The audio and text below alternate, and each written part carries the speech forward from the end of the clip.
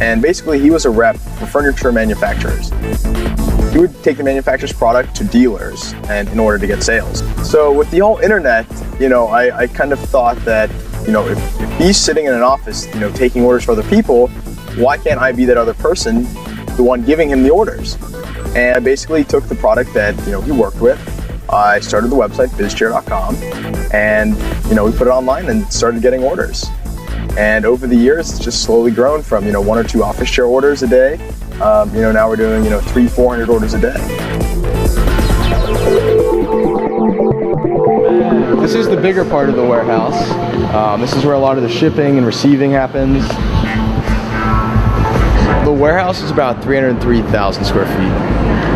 Okay. And the actual office is about 24,000, which brings us up to about 327 total. So our competition really doesn't import from China. A lot of them focus on the pure dropship model just because it's easier for them. Explain the dropship model. Dropship business model is you basically put product online, a customer will come to your website, purchase it, you get the order, you then take that order and place it with the vendor who has a warehouse, anywhere in the US or several warehouses, and the vendor ships directly to the customer. So they do that in order to You're basically a middleman with no inventory, but you're at the mercy of the vendor, and then it's very competitive because obviously anyone can do it, there's very little capital required, and there can be 50 websites with the same product, and if you're $1 cheaper, people are going to buy it from the cheapest person. Why would you spend extra when it's the exact same product from the exact same warehouse shipped? If you have an idea, don't let anyone tell you you can't do it, because I've had people, other office furniture people who have been in the industry for years say, how does this guy do this? How's it possible? And it's just one of those things. If you have an idea, go for it. Well, the great thing was about the internet at the time is nobody knew what color I was, they didn't know what race or ethnicity, what my background was. All they knew was my alias and that I could program computers.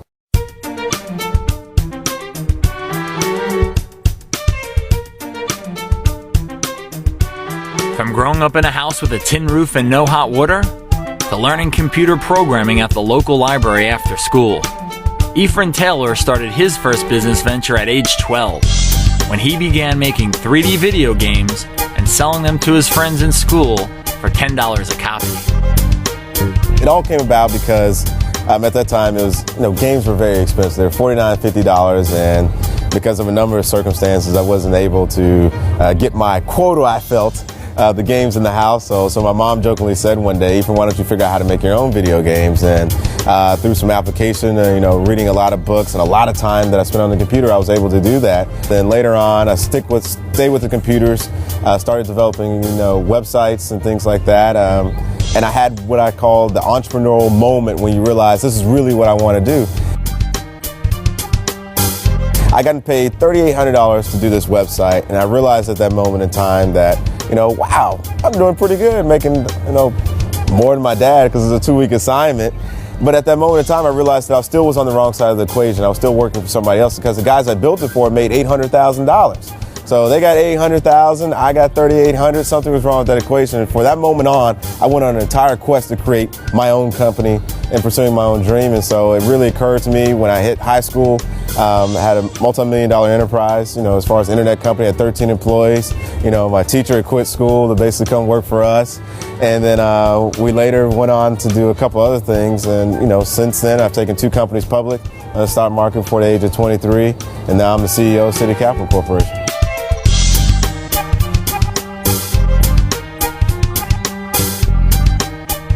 Well, I started really into paintball. I loved to play. I remember the night before I'd go play the next morning, I just couldn't sleep. And my family had an internet background. The internet was just starting to come into play, and had the idea, well, what if I could sell this stuff online? That would be great.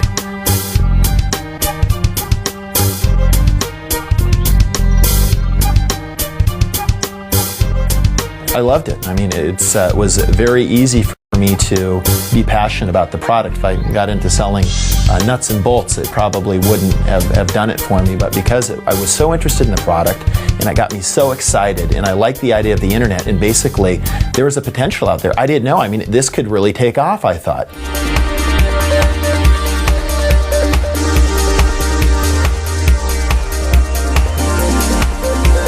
What happens is, what is thinking? It's the process of evaluating the world, and we look out into infinite possibilities, and we begin to ask ourselves questions and then answer our own questions. And we do this consistently all day long to the tune of 60,000 thoughts per day. What I find is key in creating your life by design and uncovering your purpose and uncovering your passion is to condition yourself to ask questions that cause you to move in the direction of the things that are most important in your life.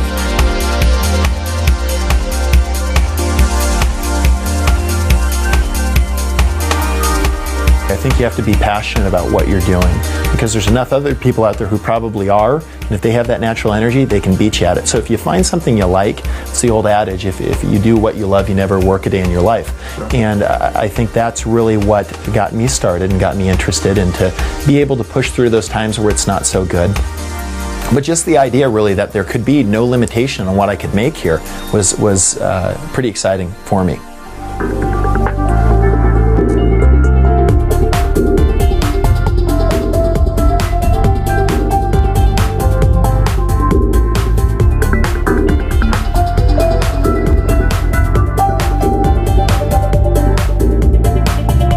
I'm 23 years old now, and I started when I was just 9 years old, and I'm from Roanoke, Virginia.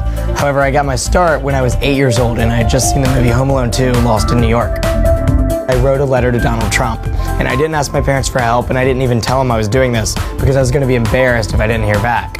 So what I did was I said, "Dear Mr. Trump, my name is Cameron Johnson. I'm 8 years old. You probably haven't heard of me, obviously, but I'm coming up to New York City for the first time. I'm staying at your hotel, and the only thing I want to do is I want to see the suite where the movie was filmed."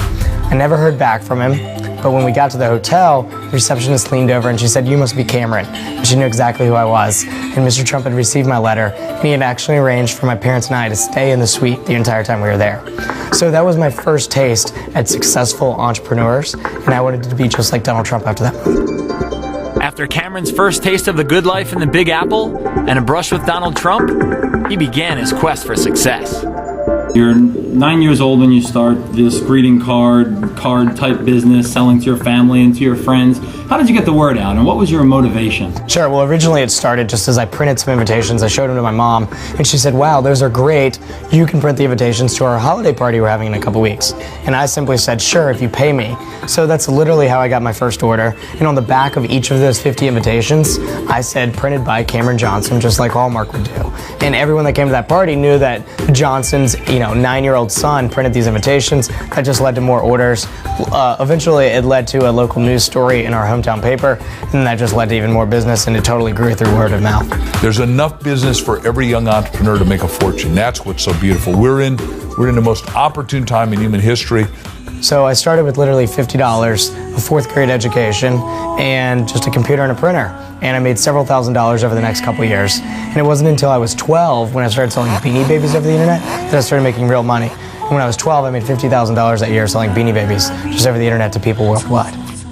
Cameron was offered $10 million in venture capital to grow his hot web company, certificateswap.com. He's also the author of You Call the Shots. Well, to me, it was always a hobby, so I didn't do it for the business. I didn't do it for the money. The money was great, but what does 11 or 12-year-old do? He can't, he can't drive. I don't wear flashy clothes, any of those things. So it was always just for a hobby. I played sports growing up. I was in the Boy Scouts. I did all those things. But late at night, I wanted to run businesses, and I think it was because of that initial taste with Donald Trump, and then that inspired me to read books from Donald Trump, Michael Dell, Bill Gates, Richard Branson. I aspire to be just like them, and that's strictly my motivation. There's so much information online for free or to be paid for that you'd almost have to have a blindfold on not to be able to get it, use it, and succeed from it. It's not the lack of information that's out there that stops people. It's the drive. It's the motivation. It's wanting to succeed. It's being sick and tired of where you are and seeing a future for your family. It's unexcusable, in my opinion, if you want more free time in your life, more time mobility, it's there for you. With the technology these days, it is the ripest time ever for the entrepreneurial spirit. with the electronic media. In other words, when business started, first you have agriculture and you do barter. Then you got the industrial age and we start printing money. Then we got the electronic age and computers, and now we're going into the nanotechnology, which is money is going to go to totally invisible. And so the young world is born plugged in. They're going to be able to be better entrepreneurs than ever, and we need more of them, not less of them. The greatest part of the internet is that we live in a generation where I don't know isn't a sufficient answer, because we can go on the internet and we can find the answer to whatever it is our problem is. So no matter what the problem is we face, we can find the answer. So whether it's you're having a problem with your business, whether you don't know how to sell something on eBay, no matter what the problem is, you can find the answer on the internet. And that's exactly what I was doing at an early age. It definitely puts everyone on an equal playing field. It doesn't matter your educational background or your business experience. Everyone can compete equally.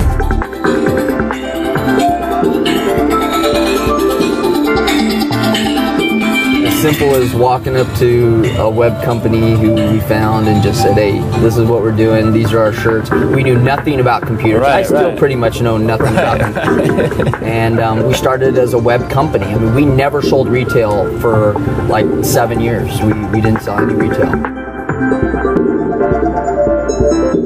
It's like, if I can do it, anybody can do it. You're 18 and you're thinking, God, I could be a millionaire. If I'm talking to somebody who's 18, I tell them they can be a millionaire before they're 20. Used to take 5 years. Today it doesn't take anywhere near 5 world. You're dealing in a world market today. The internet's got you hooked up to everybody in the world. There's never been a greater opportunity than right now. Now, if I was saying that a month from now, it would still be true, because it's going to be even a greater opportunity a month from now. The way technology is moving us ahead, it's mind-boggling, the opportunities that are staring us in the face.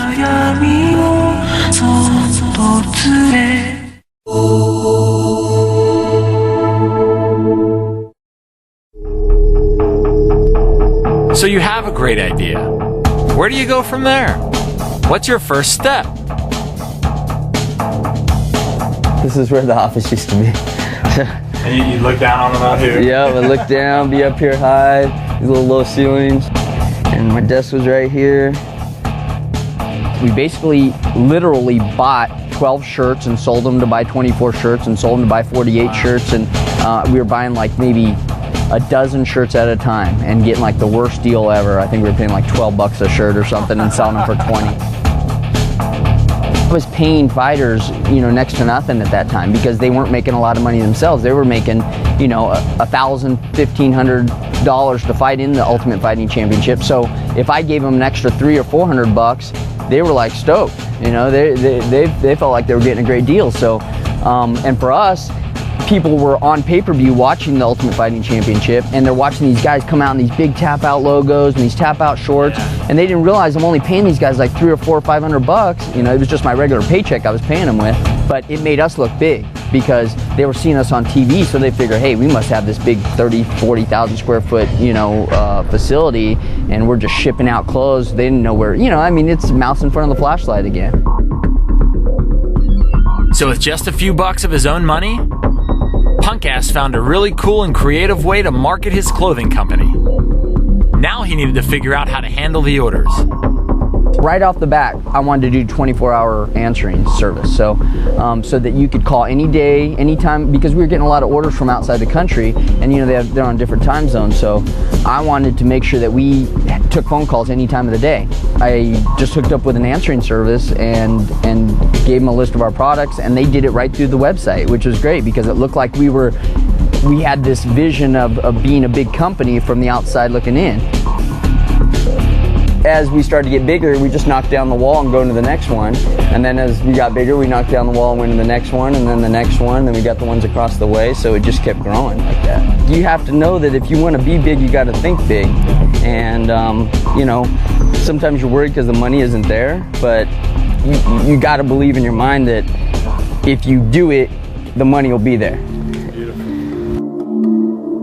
I do not have a college degree. I don't have a college education. I never went to college. I was an honor student. I was a really bright student in high school, but I did not go that route. I started my company, and I learned it totally organically. I learned it by messing up. I learned it by asking people questions. I knew nothing about t-shirts. I did not know what screen printing was. I did not know where to buy blank t-shirts. And that's like the most important thing that I want to impart on young entrepreneurs. Nobody knows what they're doing when they start. Nobody. All throughout high school, I thought I wanted to do biotech and do sort of like lab research.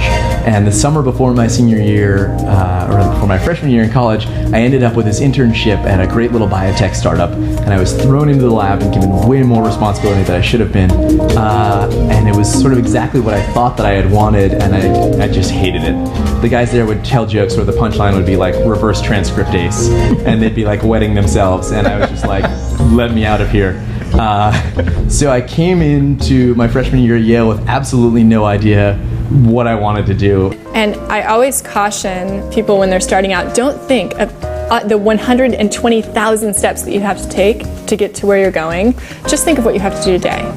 I would just call up a chain store and I would say, who's your t-shirt buyer? Because here's the deal, big chain stores are actually, this is a really big secret, but they're actually, in a lot of cases, easier to sell to than a one location mom and pop shop, because those people are buyers. That is their title. That's what they do all day, is buy stuff. My printer told me, oh, you gotta go to this trade show in Chicago called ASI, and you know, you can advertise it like, put your logo here, you know, like a coffee mug that has, you know, your company's name on it, or a t-shirt. Well, we were going to take our sacks there and say, you know, we can do the Red Bull sack or the, you know, Budweiser sack or whatever. Everyone loved the idea and no one bought anything. With Far Out Foods, I started learning how to start a food company. Growing up poor, my grandmother used to make our syrup for us, so we couldn't afford syrup. So what I did was, cooking in the kitchen, I learned how to make a little maple syrup, and I added strawberry and vanilla. And then I got a book called From Kitchen to Market, because I believe reading is truly, truly, truly the foundation of entrepreneurship. So when I got that book, it showed me how to take my product literally from kitchen to market. And so what helped me was to learn what conferences and conventions to attend. And I ended up attending the Food Marketing Institute in Chicago. It's called FMI. And it takes place every year. And I started networking and introducing myself and passing out my product sheets and my samples. And I did over 1.5 million in sales. And I was able to secure contracts. And I also ended up meeting the person and the company that would end up buying my food company, and it was Israeli Candy Company. So it worked out well. People would say, you know, you didn't have the economic resources, I lacked the education. But I wasn't thinking about those as excuses. I looked at it as an opportunity. And so I went forward, I created the plan. You know, I wrote my first real business plan probably on the back of my history homework assignment for this company. And I recognized the need that was there for high school and college students to find jobs, because we look in the newspaper, you gotta have a 4-year degree, you gotta be available 9 to 5. Where are we stuck at 9 to 5? At school. So, and football practice. So where was a place that you can go find the higher paying job, something that's maybe oriented towards your career, but using the internet to do it? So we created something that was like Monster.com, no sense of reinventing the wheel, but for high school and college students. So we found a niche that we were good in, and our story is that who better knows how to market to their audience than a high school or college student themselves? So we promoted our company like a party. We printed up flyers, we're tagging cars in the parking lot, security guards were running us off at schools because we didn't have money to run TV or Super Bowl ads. Right. And we really used press and media to our advantage. I mean, we sent out a press release that 2 high school students, you know, trying to help other students, and the newspaper started was a great story. So what that did is it got us plastered in the newspapers for 6 weeks straight. And we had 30,000 students slam into the website.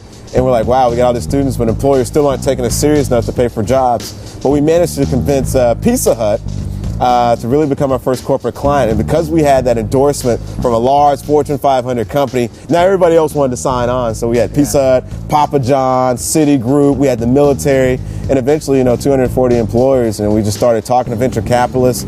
They all said we were too young, didn't have enough management experience. So we had to raise it, you know, from angel capital, raise almost, you know, $750,000 in high school for the company and the venture. And, you know, the rest is kind of just history.